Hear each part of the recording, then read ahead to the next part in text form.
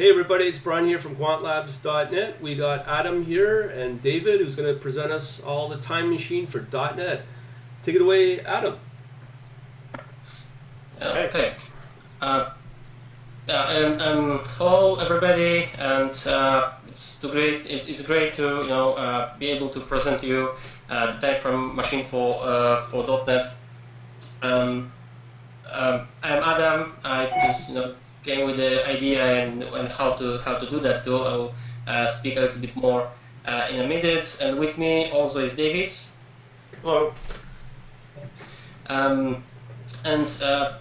Maybe just to give some background. We work in a company that supplies the enterprise software to large companies, and we have like 20 years of experience creating enterprise software. Right now we have something like 150 large clients, some of them from the Fortune 500 list, and something around 200,000 users of our software. And like every software company, we struggle with some problems. And one of the problems we had and we have identified is that bug fixing sometimes takes a long time. And with many of the big clients we do have the service level agreements signed up. So basically we are bound to fix every issue they report in 1 day, 2 days, 3 days, even sometimes hours. If we are not meeting those deadlines, we just pay penalties. So basically we wanted to make those bug fixing process faster, and we needed a tool for that, and we are the software developers ourselves, so we just wrote one. So what is the time machine for .NET? It is a tool tailored for the developers, and it allows to record what the .NET application is doing under the hood and replay that later. And with that we can go forward and go backwards in that recording just to trace the particular error and actually trace the exact moment when it originated. Okay, so what we tried to solve with the time machine for .NET. As I said, okay, the eliminating errors, that it just takes too long. Actually, when you try to fix a bug, the lion's share of the time you spend on it is on replicating the bug and on trying to figure out, okay, where actually is the real cause of that. And the other thing is, sometimes we do have limited access to our developers tools. So when your software is not running, in your own cloud, in your own data center, but it is running on the client's data center or some external cloud or something like that, sometimes you just don't, there are bugs that manifest themselves on the staging servers, on the production servers, and you can't really replicate those easily. And as a developer myself, I will be glad to be able to run Visual Studio to remote debug the app and something like that. But sometimes you just don't have that ability. There are some security policies in place and so on. We wanted to create a tool that will allow us to gather at least some of the data and without requiring us to install anything besides our application. And the third thing we wanted to also hit with that tool was that when you try to learn a new code base, for example, when we hire a new programmer, some junior programmer, for example, our software, our app, right now, it have some errors. It does have some errors, and it is large. Our code base for the flagship product is like right now it is a little bit more than 1.5 million lines of code. So it is large. And there is new code written. We rewrite some of the code. There is also some legacy code there, and it is just large code base. And the documentation, of course, we have, but sometimes it just lags, and so on. So we wanted that the tool would be also helpful to just make the introduction to the code base easier. So we wanted to just fresh people, I could say, be able to start being productive, start, for example, by fixing bugs, without gaining a lot of knowledge beforehand. So okay, so just recap some of the data. So our parent company have 20 years of experience. It is a relatively small company, 50 people, but we serve the software for quite large organizations. Time Machine for .NET is a spin-off, and we dedicated a team of 8 developers, 8 senior developers, and it took us 2.5 years to create that. Okay, the Time Machine for .NET integrates with Microsoft Visual Studio 2013 and 2015, and with all of the editions. So it can run even on a community edition. Okay, so it works with apps written or targeted for Microsoft .NET version from 2.0 to 4.5. I mentioned earlier before the presentation that we do have successful tests with running those on Mono, and we want to, of course, support as many runtimes as there are or there will be. So we'll also make sure that it will work on Microsoft.NET Core, which was released earlier this month, and so on. And it supports projects written in C# and Visual Basic .NET. And we actually choose .NET because it is a leading platform, and leading platform we use, but we use also other platforms, other languages, and I think we'll also try to bring this tool to them also. Okay, and so the plan is in the next to go to Yeah. other platforms, depending on what kind of the feedback. yeah, exactly. And so what the Time Machine for .NET really is? Okay, this is a reverse debugger in the kind of allowing to record and replay what the application have done under the hood. So with that tool, the developer can step backwards in time in the recording, each statement and each line of code. What's more, it records the history of local variables values. So you can always see when those variables, the values were set, when they were used, or when they were read, and so on. Also, the information gathered is presented on the source code itself. So when you step through in the application, both backwards and forwards, you'll see the overlay adds to the source code, which just shows the variables values itself.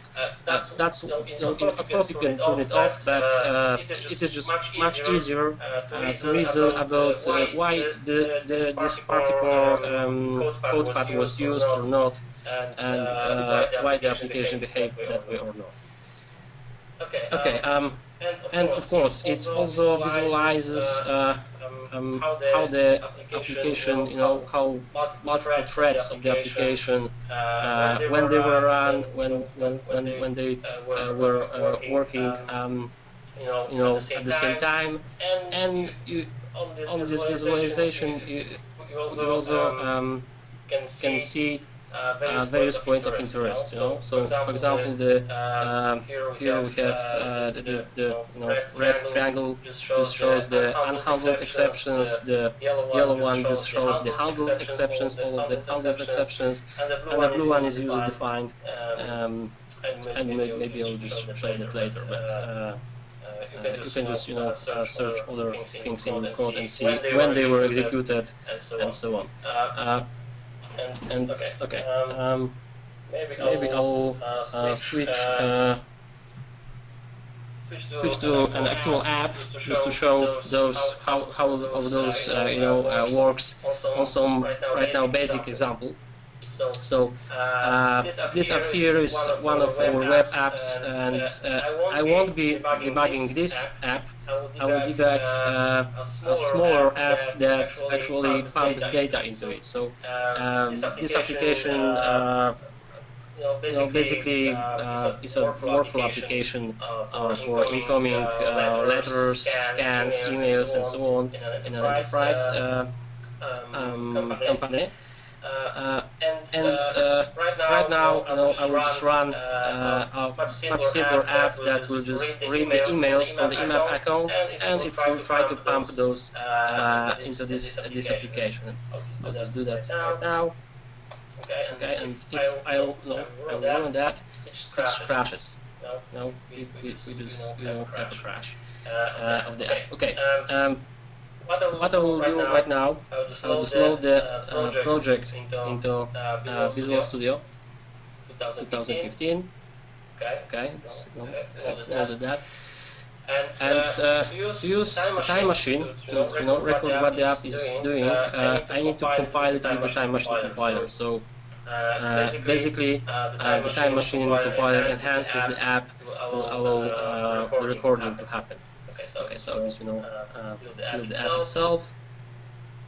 Okay, and I could run the app, of course, with the debug session attached, but I can also just run the app once more from the console application. It's compiled in Redis mode, but it doesn't matter for the time machine. So okay, I just run that. It crashed. I will open the main view of the time machine. Basically, all of the functions of the time machine are accessible from the menu time machine in the Visual Studio after installing that. So I'll just open the current state view, and I'll just load what the application have recorded right now. And what I see here is that the simple app actually have executed like 421 statements. And I'll just open another view, the thread view here, and I see the time span of the application. And I see that we do have this error here. I can jump to it by clicking the arrow, but I can also open this the marker view, which just show all those macros here. Okay, so I will just go here, and I see that we do have the null reference exception. It is in that line of code, and I'll open another view, the simple view here. And this simple view shows us every local variable that is reachable from that scope we are inspecting right now. So this small arrow shows us in what moment in time we are inspecting the application, and the thread view also shows us here the moment in time we are inspecting. So going back to the symbol view and actually looking at the line of code, I see that the problem goes from the email from address, which is null. And I can jump to the moment in time when our local variable became null. Okay, so it is here. I see actually that it was passed as a parameter. I could step, in backwards one step and trace that variable later, error. But right now I'll just look at okay the email from because this app reads the emails, and I see that it's stumbled upon an email which so Mr. Suleiman Bello want to transfer $25 million. Wow, that's great. But the email doesn't have even a flow from line in the headers. So probably it's not legit email, but we'll try to do something with that. So for that use case, I won't trace that to the start because probably the email doesn't have the from. I'll just jump to the last line we had, and I'll just safeguard the application from the node here. So I'll just introduced a new variable. I'll just make sure that if that variable is null, we'll just have an unknown.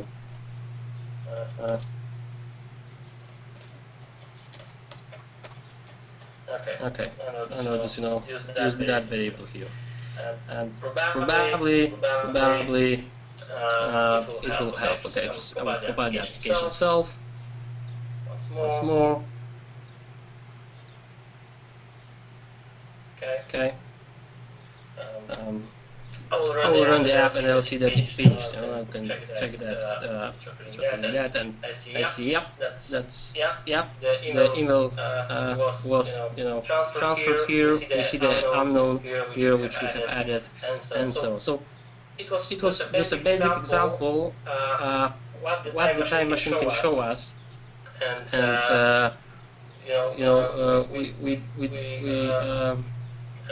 we can see that it records every variable's value.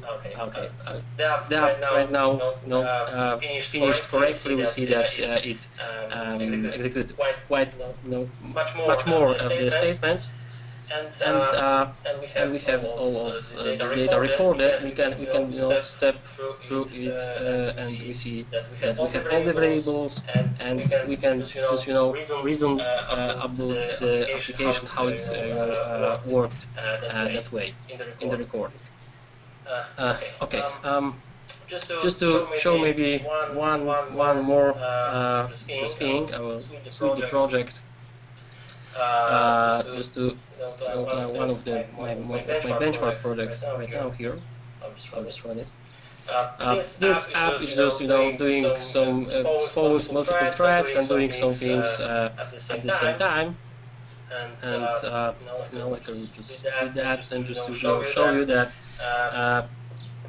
we gather all the data from all the threads which are doing some things, and you can just like in normal debugger, you can step into, step over, step out, but you can do also those in backward, and you can also step not in the logical order of things, so how the lines of code are executed, but in the serial order of things. So if something was done, I was maybe just jump to the straight here now, and if I will just move here, I will see that actually the next instruction was done on another tree. So it also is helpful to think about some race conditions, and just if you have the shared state between the trees, it can be easier to determine what happens there. And just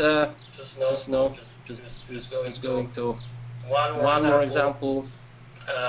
This actually is a web application, and this web application is just mobile version, mobile viewer, let's say, for the larger application I have shown before. I will just run the app. Much simpler mobile interface of the app. and I just click two things here, and I'll just load the data here, and I see that we recorded all the application is doing. I can switch the view to show the web requests if that's easier to jump to what we are interested in. But I can also see that this app, for example, handles some exceptions. You see 3 of them here, so I'm interested in what those are. And for example, I see here that we do have the exception, that directory not found exception. And right now, for example, I see exactly, I can see that this is some kind of code smell. Someone is reading files without checking if they exist first, for example. And so basically, I need to also check those things.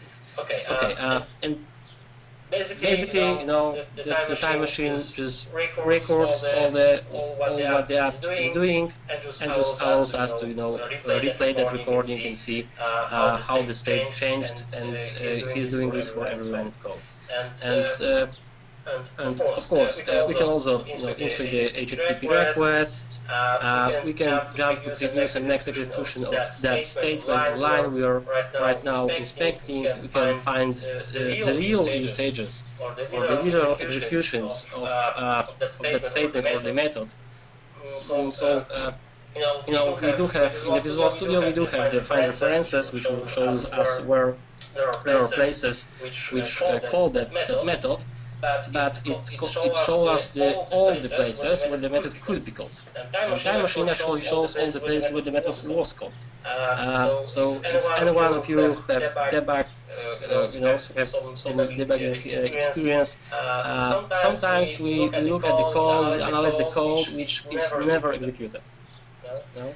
And with Time Machine, we can just step through and analyze the code which was executed when the error manifested. So it just makes that easier. Going back to the presentation, maybe. Some of the limitations of Time Machine as of right now. Right now, we support viewing. Actually, you can record more, but right now you can view only the 1 gigabyte of the recording. Though recordings are in most cases quite compact, but the Visual Studio itself is a 32-bit application, and it just has some memory limitations. It can address only 1 gigabyte, 2 gigabytes of memory, and we allow each 1 gigabyte of that. And we right now work to leave that limitation and do other, but that's right now is. Recording a file, because this Time Machine can record the statements into a file, and right now it's managed with configuration files, and we do not have room for that. And the replay right now in the Visual Studio is for one project only, so if you have more complicated application, you just need to choose what project you are right now debugging. And just switch between the projects for right now. And so far it's only available for Microsoft .NET. So how it differs from Microsoft Enterprise, which is a historical bugger available in Microsoft Studio in the highest version, the Enterprise version of Microsoft Visual Studio. And of course, the the Time Machine works with the lower version also, but we record all the changes and all the usages of local variables. And with Microsoft Enterprise, it's not so easy. Basically, without the debugging session present, it is almost impossible. So Microsoft Enterprise just records only selected events, not everything. So we record state for every line code. Basically, all of the differences flows from that, and that compilation metrics also is available on our web page. In that moment presentation came, so I also talk about when we have used that for the first time. So half year from the start of the development process, we had quite nice running prototype of the time machine. And one of our clients, of our top clients, have issue a bug report for one of our Windows services, which integrates data from various other services into our system, and that there is some data corruption there, and it just doesn't behave like we wanted it. And we had 3 days to fix that bug as of our service levels agreement. And after that, we'll just pay some penalties. And the team of 3 of our top developers tried for almost 3 days to locate the bug. We didn't have that data which was causing the problem on our developer machines, so it was very hard to replicate the bug. And we just made the decision, okay, let's compile that app with the time machine, with the prototype, and let's run this in production. Of course, we got the consent of the client to do that, and we have run the app on the production server with the time machine, and we have transferred the recording to our developer machines. We look at that, and within 15 minutes we were able to locate the root cause of the bug and fix it. So basically, that was the moment when just blow our minds out, just seeing how easy to was to just find the bug when we have the recording. Okay.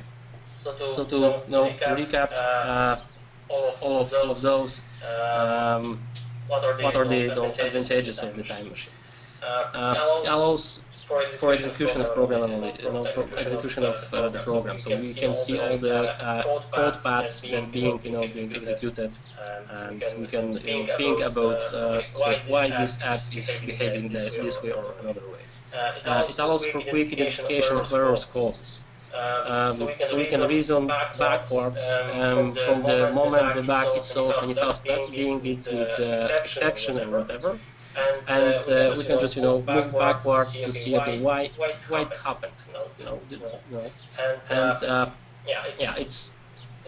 it's just easier to bring new people on board with the application. So if you have new hires, you can just have them being productive with the app almost from the start. For example. A few weeks ago, I just found a bag. It was a simple bag, but it was a bag for a chocolate GUI software.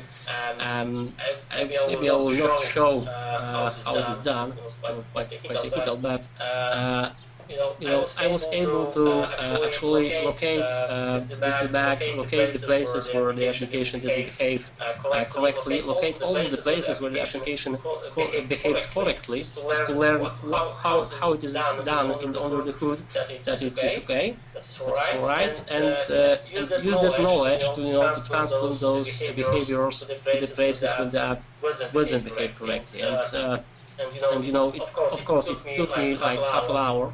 I completely didn't know what the design of the app is. I didn't read any documentation of the app. I just analyzed the runtime flow of the app, and I was able to fix that bug. And like I don't know, 2 weeks ago or something like that, the bug fix was accepted, and right now it's upstream. So you can fix bugs, or even learn how to do those things even without the extensive knowledge of the app itself.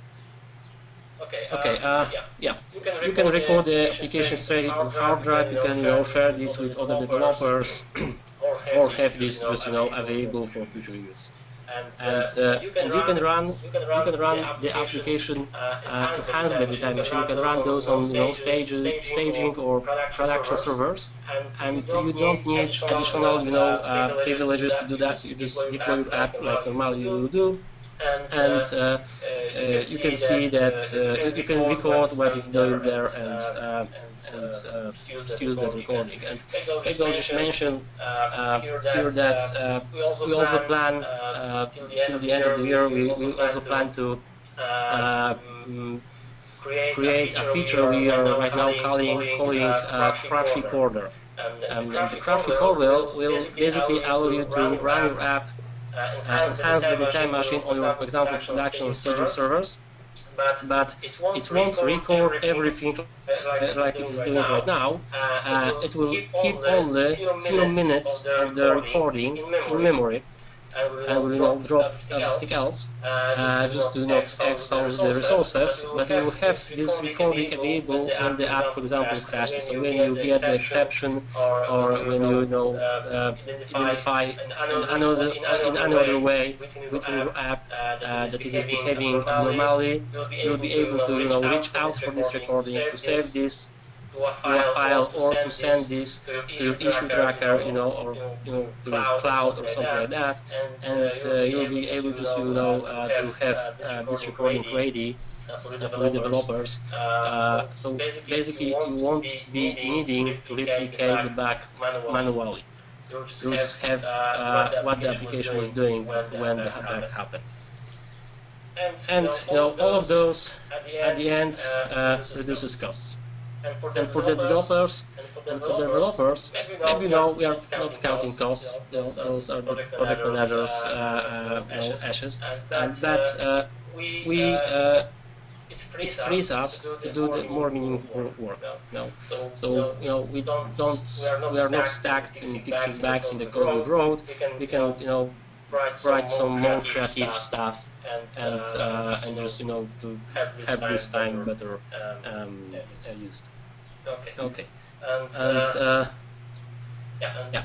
that's almost concludes the presentation. And what I would like to say at the end is if there is any developer, software developer in the audience, if there is one thing that I would like you to take out from the presentation is that we are very fortunate when we software developers. We are very fortunate because we can create our own tools. We can create our own tools. We can use the knowledge and the skills we have in our daily work to create the tools that we use. For example, the violin player, he cannot create his own tools using the same skills. So we are very fortunate for that. And if you are a software developer, please think about that also, and don't be shy if you want to scratch some itch you have and to create some tools for you. Okay. Right now, I think we can, have some questions and answers. Yeah, I just want to say that's a very revolutionary product that you have. It's like, I've not seen anything like that where you can do different views of the threading. I mean, that's unbelievable. Thank you. No worries. Thank you. So anybody who's got any questions, just type them up for Adam or Dave in the chat box. I noticed that Ala wanted to be presenter. I'm not sure. That could be a bug from GoToMeeting. But as I said, if you got any questions for Dave or Adam, please type them up. So you're right now only making this product available for .NET, and then I mean, will you be ever releasing any sort of roadmap at all on other frameworks that you'll be supporting? I mean, I know you mentioned the .NET Core.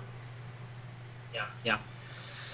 Yes, we'll be releasing a roadmap for that. But right now we are also trying to get the feedback, because in the software we are creating for the enterprise clients, and of course we are using Microsoft.NET mainly, but we are also using Python, we are using Java, we are using Ruby, and we have quite a lot of the stack or infrastructure written for us, even in Go. So I myself I'm a firm believer in something which is called polyglot programming. So Right. I believe that a programmer should know many or at least few programming languages. And of course it's great if those are different paradigm languages. So functional programming. You can do that on .NET with F#, but functional programming, object-oriented programming, hybrid programming like Scala, which also is available for .NET and for Java, so basically we also encourage all developers to use other tools and other platforms, and we have quite a bunch of those. So right now we are just also gathering feedback, what platforms people would like to have the time machine for. And Python, there's a Python is very often shows up. And of course there is a PHP. And so we are just gathering feedback, and then we'll just try to decide, okay, with what the platforms will just go on. And of course at the end we'll have to have as much of them as it can be, but time will show. As I noticed Dave's question about try to stump you, ask hard questions. I'll tell you what. I know that here in Toronto with the data science community and how big data is obviously big. The one big area that I noticed that this product would be a huge big need for is support in GPUs. Because Go ahead. I don't know. No, go ahead. Because right now, in my case, if I'm developing, let's say, obviously this is a trading kind of group, and when you move into trading type of applications, specifically more higher speed type of programs like a high frequency trading, there's a lot of multi-threading. So with this type of tool, to be able to view what you've shown in the different threads, to be able to have that sort of support, not just only like in a non-GPU kind of environment, but also for a GPU environment. This product would be, as I said, really revolutionary and really helpful in those type of environments. Because a lot of these type of applications for high frequency trading are leveraging a lot of multi-threading, and this product would be very, very useful. I could see that for sure. Yes. I can imagine that it should be. I don't have that much background with high frequency trading. I have only read how it is done, just as a hobby. But right now, the time machine for .NET, it does have some performance penalty. It is quite low. We try to be it as low as possible, and we within our tests, at least for the web apps we are creating, the performance penalty was even less than the active debug session. So it wasn't significant, but in high frequency trading, when we fight for nanoseconds, it can be meaningful. So I'm not quite sure if we'll be able to make that happen, but it is a very interesting idea, and I think we'll try to look closer to that. And as of the GPU, and it's not really a .NET. So, or at least it's not compiled to some bytecode. It's compiled to for the GPU processor directly. So probably we'll just have to create another product for that, just to support what you can do on the GPU. And I think that's it's very interesting idea.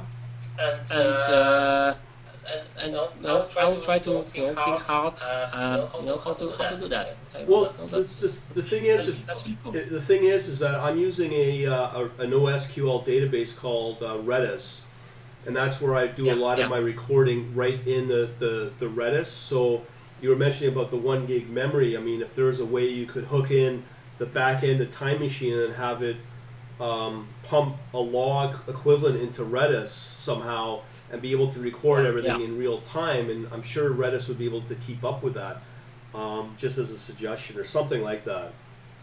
That's a great suggestion. I'll try to fiddle with that idea, and I really like it. I see the uses of that. That's great. It definitely helped me out a lot. I know Ala asked a question about presentation available.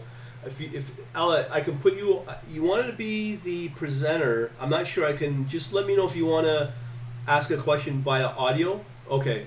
And if you got a question, just type it up. But there was a question about presentations. You guys sent me out a slide deck earlier. This presentation, I'm assuming, that is already in the meetup group. In the setting of for this meetup, I posted a link of that in the meetup group itself, so it's already up. Awesome. So yeah, if that's the same. Anybody else got any questions? Yeah, and as Dave says, we are going to give away a couple of licenses.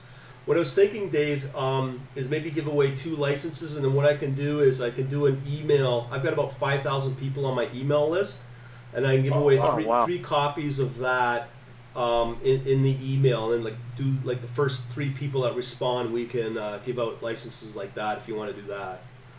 Well, that sounds great, man. Actually, I mean, we could give away 2 tonight, and I can get you a few more for your mass email too. Okay. How about I give you 2 more tonight? Okay. And you can just give away Well, how many people we got online? We've got Ron, Roxroy, Shalom, Volodek, Anastasio, and Robert.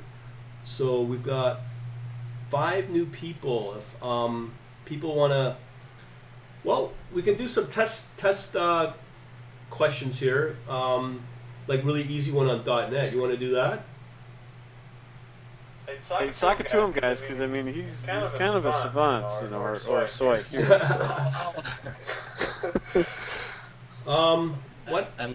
Why don't we do this? We'll give out. You want to give out 4 tonight? Okay, so why don't we do the first question of. What is the alternative IDE from Microsoft that's available for both Mac and Linux? The name of it, real easy. Everyone should know that.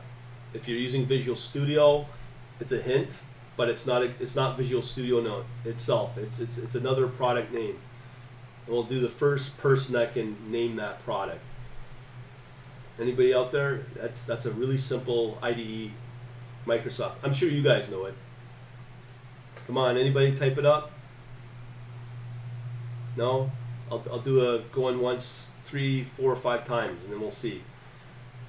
It's probably people right. You can use Google. Yeah, I was gonna say there's Google. Nobody's gonna know. Roxroy just came back. Close, Ala. Roxroy's on his way. It's called Visual Studio Code. Ala was close. Yeah. Do you want to give Roxroy a license? Roxroy got that one right. Yeah. Okay, Roxroy, just email me. I'll type in my email. Give me your contact, and I'll send you out the license. Here, I'm just typing it out now. So send it out to feedback@quantlabs.net. I've got my email open right now. So just email me at feedback@quantlabs right now, and I'll give out that license to you. And I'll make note of it. So we're giving out 4 licenses. You guys got any test questions you'd like to ask for a license that you can think of, Adam? A simple one? Oh, we're talking before the presentation. We're talking about that, but maybe that's also a good question. So, what is the I could say the next version of Microsoft .NET framework, which will be multi-platform able. So you'll be able to run those in your Windows, Linux, Macs, and even FreeBSD. So what is it called? Yeah, we've already mentioned it a couple times tonight. Yeah. That's an easy one too. If you're a follower of Microsoft product, just got announced 3 days ago. Anybody?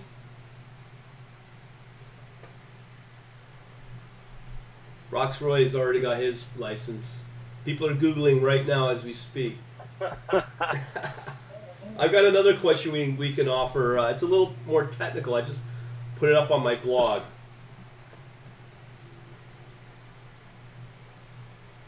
Anybody got an answer for that last question?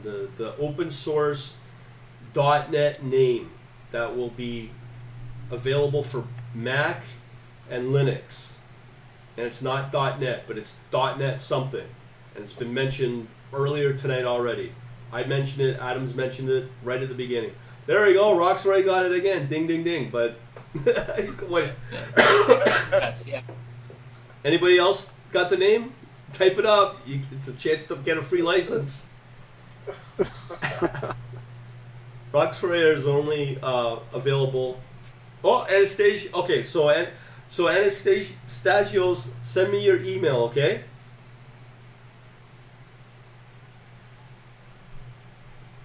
I'll type up my email again. It's feedback@quantlabs.net. All right. So give me your contact, and I'll send you out an extra license. Hurrah! Okay, let's do a trickier one. Microsoft just announced in the last 2 days they're relaunching a product. Well, it's actually a programming language. The first hint is version 3, and it starts with Iron. All you have to do is name me the language. So it's Iron, whatever the language is, version 3. They just, Ron got it. Even Ron, send me your contact. That's great. It's Iron Python 3. Oh, Robert just got one. So I think we got ourselves a set of winners. We got Roxroy, Ron. Roxroy, guys, it was close as well for the... Okay, so guys, Roxroy, Robert, Ron, and I hope I got your name right, Anastasios. Just send me your contact at feedback@quantlabs.net, and I'll give out those licenses. I think we got 4 licenses just given away. Awesome. That's great. Yeah, awesome. Awesome, because we wanted .NET people out, and that's what we got some answers for. Oh, I got Anastasia's contact just came in. Anybody else want a winner? Let me know. Just email me your contact. I got Anastasia's. Anybody else? Come and get them. Free licenses.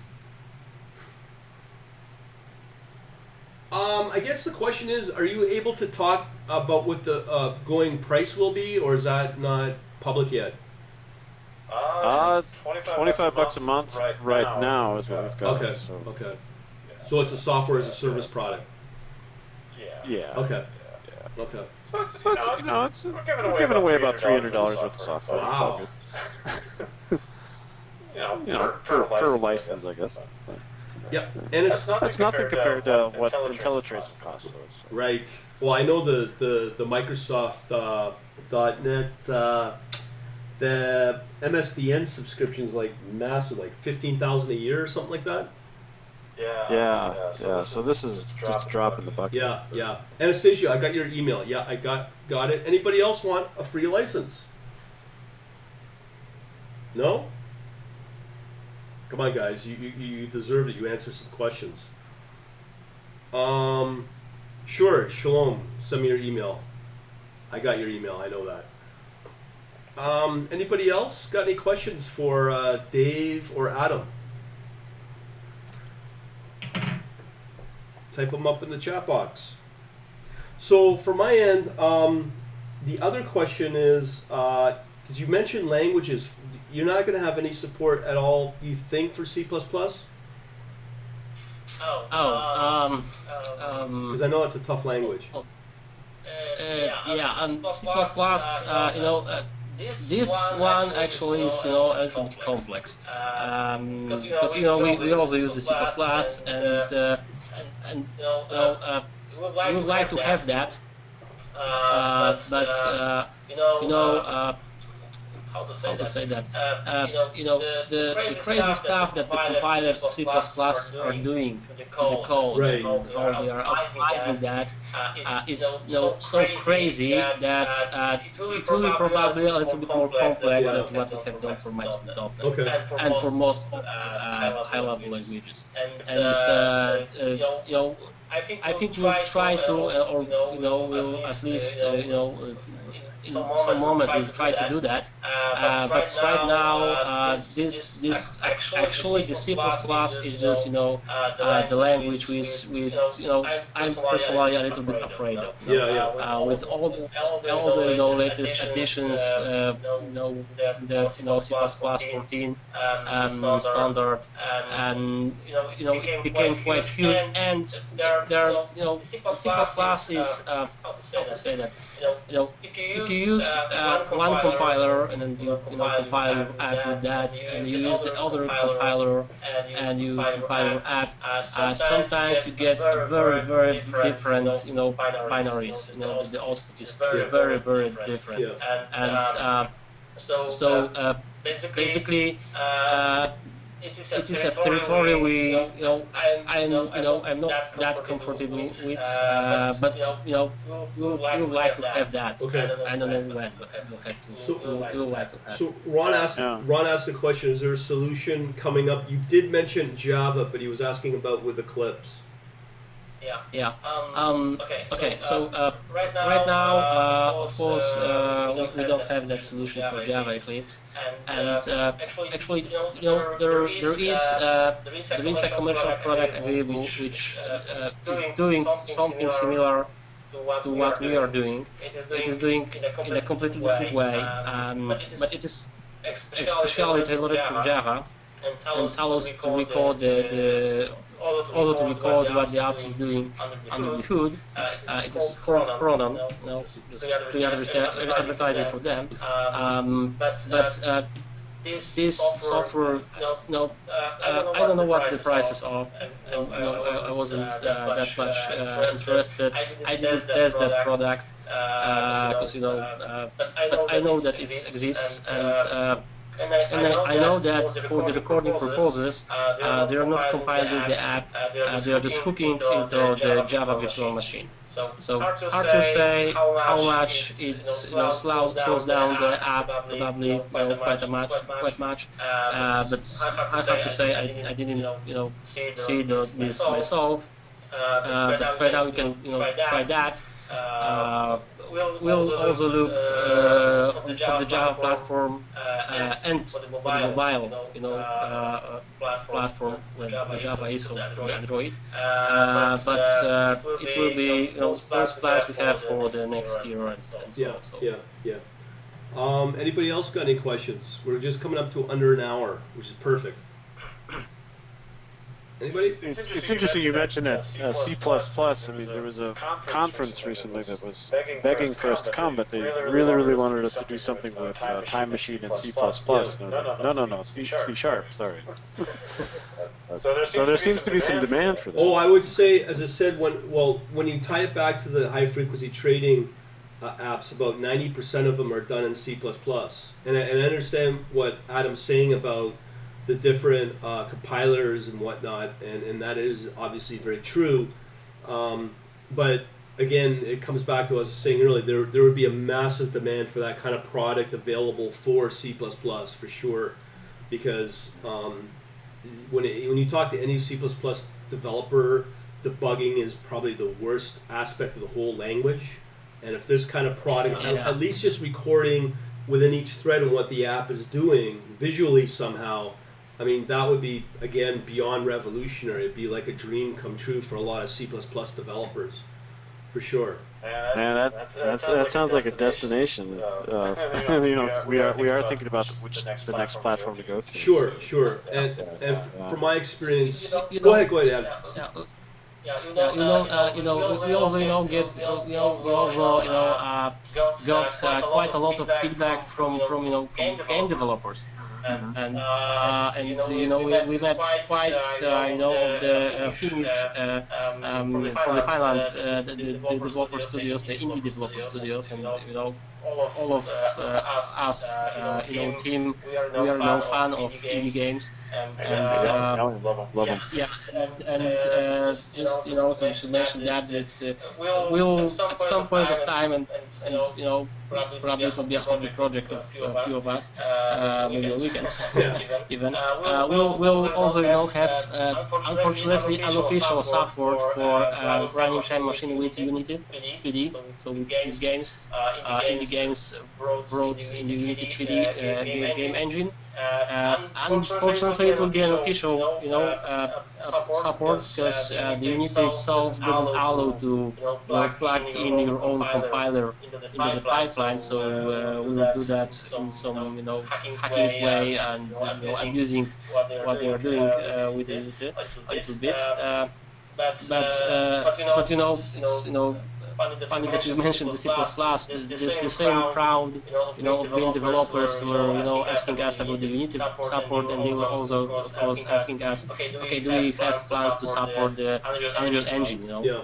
which of course we wrote in C++, and I'm quite, I'm not really sure which will be harder, to support the GPU and the high frequency trading, or support this No, No, I mean, but it's engine.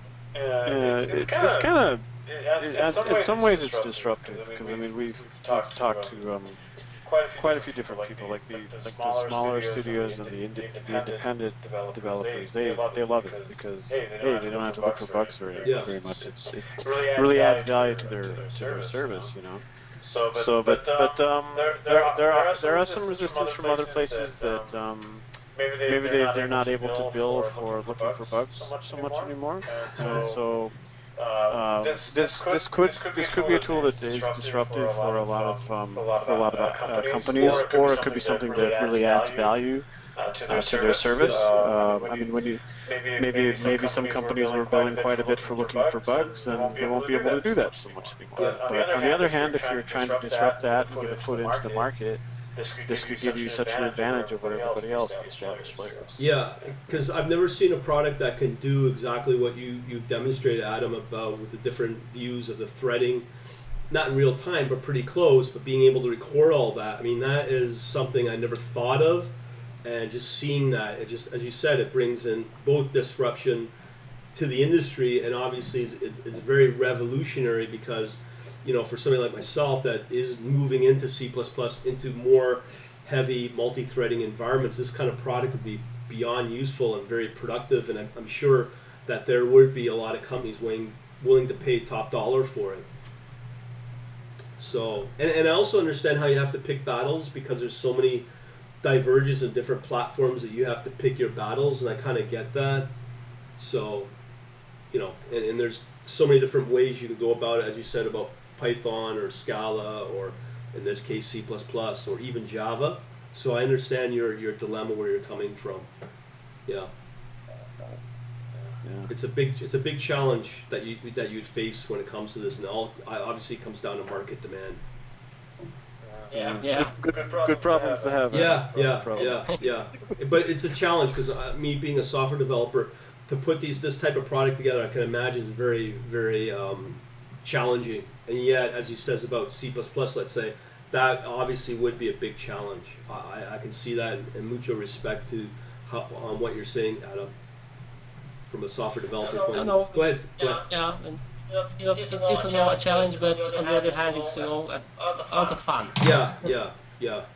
Well, yeah, I understand what you're saying, but you need to pay yourself at the end of the day, right?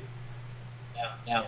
So you want to focus on the markets that are going to be profitable for you. I'm in the same boat myself. Anybody else got any questions at all? If If not, we can wrap it up.